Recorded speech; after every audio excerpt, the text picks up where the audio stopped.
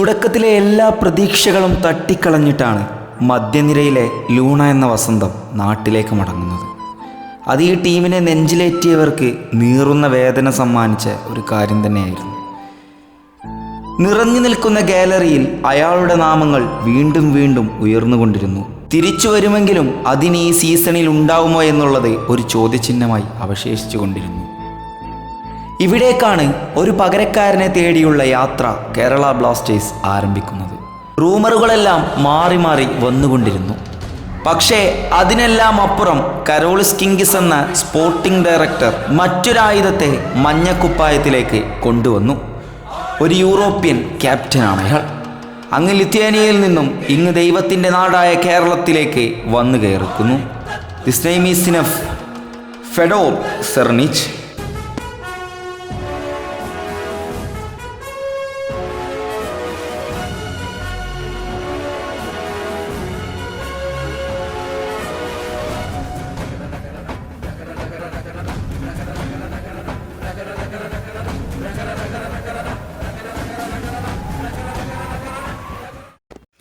ഇന്ന് യൂട്യൂബിലും സോഷ്യൽ മീഡിയകളിലൊക്കെ ഫെഡോറിനെ പറ്റിയിട്ടുള്ള ഒരു ചർച്ച തന്നെയാണ് നടന്നുകൊണ്ടിരിക്കുന്നത്. കേരള ബ്ലാസ്റ്റേഴ്സിൻ്റെ ജനുവരി ട്രാൻസ്ഫറിലെ ആദ്യത്തെ ട്രാൻസ്ഫറും അതുപോലെ തന്നെ ഒരു റീപ്ലേസ്മെൻറ്റുമായിട്ടാണ് ഈ ഒരു ലിത്വാനിയൻ ക്യാപ്റ്റൻ നമ്മുടെ ടീമിലേക്ക് എത്തിയിട്ടുള്ളത്. ഒരുപാട് വീഡിയോസുകളും കാര്യങ്ങളും റഫറലായിട്ട് നമ്മൾ എടുത്തിട്ടുണ്ട്. അതിൻ്റെ ഒരു കാര്യം ആദ്യം തന്നെ പറയുകയാണ്. അപ്പോൾ കോപ്പി മറ്റേത് മറിച്ച് എന്ന് പറയുന്നത് അടിയിൽ കമൻറ്റ് ഇടുന്നവർക്കാണ് ഈ ഒരു കാര്യം ഞാൻ ആദ്യം തന്നെ പറഞ്ഞിട്ടുള്ളത്. നമ്മൾ ബ്ലാസ്റ്റേഴ്സിൻ്റെ ഈ ഒരു താരത്തിലേക്ക് പോകുമ്പോൾ 1991 മെയ് 21 റഷ്യയിലെ മോസ്കോയിലാണ് താരം ജനിക്കുന്നത്.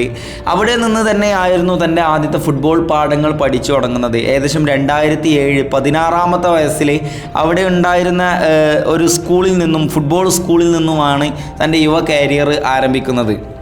പിന്നീട് ആ ഒരു യുവ കരിയർ തന്നെ ഡൈനാമോ മോസ്കോ എന്ന് പറയുന്ന ഒരു ക്ലബിലൂടെ, അതുപോലെ മികച്ച ക്ലബ്ബുകളിലൂടെ തന്നെ വളർന്നു വരികയാണ് ഉണ്ടായത്. ലിത്വാനിയക്ക് വേണ്ടിയിട്ട് ഒരു ക്യാപ്റ്റൻ സ്ഥാനത്ത് നയിക്കുന്നുണ്ടെങ്കിലും റഷ്യൻ വംശജൻ, അതായത് റഷ്യയിൽ ജനിച്ച ഒരു വ്യക്തിയാണ് ഈ ഒരു താരം, ഫെഡോർ എന്ന് പറയുന്ന കളിക്കാരൻ. സോ അതുകൊണ്ട് തന്നെ അദ്ദേഹം ലിത്വാനിയൻ എന്ന് പറയുന്ന ആ ഒരു രാജ്യത്തിൻ്റെ ക്യാപ്റ്റനായി വായുമ്പോൾ മികച്ച രീതിയിലുള്ള ഒരു പ്രകടനം തന്നെ അവിടെ പുറത്തെടുത്തുകൊണ്ടിരിക്കുന്നുണ്ട്. പിന്നെ താരത്തിൻ്റെ ഒരു പ്ലസ് പോയിൻ്റ് എന്ന് പറയുമ്പോൾ ഭയങ്കരമായിട്ട് കുറച്ച് ടച്ച്, അതായത് എക്സ്പീരിയൻസ് ഉള്ള കളിക്കാരൻ തന്നെയാണ്. കാരണം ലിത്വാനിയൻ എന്ന് പറയുന്ന ആ ഒരു രാജ്യം ഇപ്പോൾ യൂറോ കപ്പിനായിട്ടുള്ള ക്വാളിഫയർ മത്സരങ്ങൾ കളിച്ചിരിക്കുകയാണ്. അതുപോലെ തന്നെ അവിടെയുള്ള വമ്പൻ രാജ്യങ്ങളുമായിട്ട്, കൺട്രികളുമായിട്ട്, നാഷണലിറ്റുമായിട്ട് കളിച്ച് പരിചയ സംബന്ധിച്ചുള്ള ഒരു ടീമാണ്. ആ ഒരു ടീമിൻ്റെ ക്യാപ്റ്റൻ പദവിയിൽ ഇരിക്കുന്ന ഒരു വ്യക്തിയാണ്. അതുകൊണ്ട് തന്നെ നല്ല രീതിയിൽ ഒരു ഫുട്ബോൾ എക്സ്പീരിയൻസ് ഉള്ള ഒരു കളിക്കാരൻ തന്നെ ആയിരിക്കും. 88ഓളം മത്സരങ്ങൾ തൻ്റെ രാജ്യത്തിന് വേണ്ടി കളിച്ചിട്ടുണ്ട്. 14ഓളം ഗോളുകൾ കരസ്ഥമാക്കിയിട്ടുണ്ട് ഇദ്ദേഹം. ഇതുപോലെ തന്നെ നല്ല മികച്ച രീതിയിലുള്ള ഒരു കളിശൈലി തന്നെ പുറത്തെടുക്കാനായിട്ട് സാധിക്കുന്നുണ്ട്. ലെഫ്റ്റ് വിങ് ഫോർവേഡുകളിലൂടെ കളിച്ച് നീങ്ങുന്ന ഈ താരം ഫോർവേഡായിട്ടും സെക്കൻഡ് സ്ട്രൈക്കറായിട്ടും കളിക്കാനുള്ള ചില സാധ്യതകൾ ഉണ്ട് എന്നുള്ളത് തന്നെ പറയേണ്ടിയിരിക്കുന്നു. അതുകൊണ്ട് തന്നെ ലെഫ്റ്റ് വിങ്ങിൽ കളിക്കുന്ന ഇദ്ദേഹത്തിൻ്റെ കാലിൽ നിന്നും വളരെ നല്ല രീതിയിലുള്ള പ്രഹരങ്ങൾ വലത് കാലിൽ നിന്നും എതിർ ടീമിൻ്റെ പോസ്റ്റിലേക്ക് പോകുന്ന പല വീഡിയോസും നമ്മൾ കണ്ടിട്ടുണ്ട്. നല്ല രീതിയിൽ ഒരു ഫിറ്റ്നസ് പവറുള്ള കളിക്കാരനാണ്. ഇതുകൊണ്ട് തന്നെ എതിരാളികളെയൊക്കെ നല്ല രീതിയിൽ ബീറ്റ് ചെയ്യാൻ പറ്റുന്ന കളിക്കാരൻ തന്നെയാണ്. കഴിഞ്ഞ ഏതാനും ചില വീഡിയോസും കാര്യങ്ങളൊക്കെ കണ്ടപ്പോൾ മനസ്സിലായിട്ടുള്ള ഒരു കാര്യം, നല്ല ആക്യുറസി കാര്യങ്ങളൊക്കെ ഉള്ള ഒരു പ്ലെയറാണ് എന്നുള്ളതാണ്. കാരണം സ്കിൽഫുള്ളായിട്ടുള്ള മൂവ്മെൻറ്റുകൾ ഉപരി അദ്ദേഹത്തിൻ്റെ ഷോട്ടുകളും അതുപോലെ തന്നെ സഡനായിട്ട് എടുക്കുന്ന തീരുമാനങ്ങളൊക്കെ വിന്നിങ് ചെയ്യുന്ന കാര്യങ്ങളൊക്കെ കണ്ടിട്ടുണ്ട്.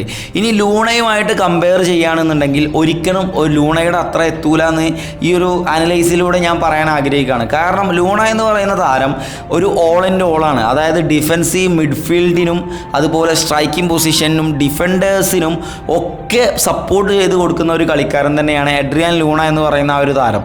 അത് ഈ ഒരു സീസണിലും കഴിഞ്ഞ 2 സീസണിലും നമ്മൾ കണ്ടിട്ടുള്ള ഒരു കാര്യം തന്നെയാണ്. പക്ഷേ നമ്മുടെ ഫെഡർ എന്ന് പറയുന്ന ഈ ഒരു താരം, ഇദ്ദേഹം അത്രക്കാണ്ട് താരങ്ങളെ സപ്പോർട്ട് ചെയ്യുന്ന രീതിയിലുള്ള ഒരു കളിശൈലി പുറത്തെടുക്കുന്ന കളിക്കാരനല്ല. സ്വാഭാവികമായിട്ടും തൻ്റെ കാലിലെത്തുന്ന പന്തുകൾ എതിരാളികളെ വെട്ടി മാറ്റിയിട്ട് സ്വന്തം ടീമിൻ്റെ അടുക്കലേക്ക് എത്തിക്കുക എന്നുള്ള ആ ഒരു ലെഫ്റ്റ് വിങ് ഫോർവേഡ് ജോലി ചെയ്യുന്ന ഒരു കളിക്കാരൻ തന്നെയാണ്. ഇതുപോലെ തന്നെ ഡിഫെൻസീവ് ഫുട്ബോളിനേക്ക് സപ്പോർട്ട് ചെയ്തിട്ട് മിഡിലേക്ക് പന്തിട്ട് കൊടുക്കുന്ന ഒരു ശൈലി ലൂണയുടെ അടുത്ത് നമ്മൾ കാണലുണ്ട്. വളരെ ഫാസ്റ്റ് ആയിട്ടുള്ള രീതിയിൽ പന്ത് കയറി ചെന്ന് എടുത്തതിന് നേടിയതിന് ശേഷം എതിരാളികളുടെ ബോക്സിലേക്ക് നല്ല രീതിയിൽ കുതിക്കുന്ന ശൈലികൾ.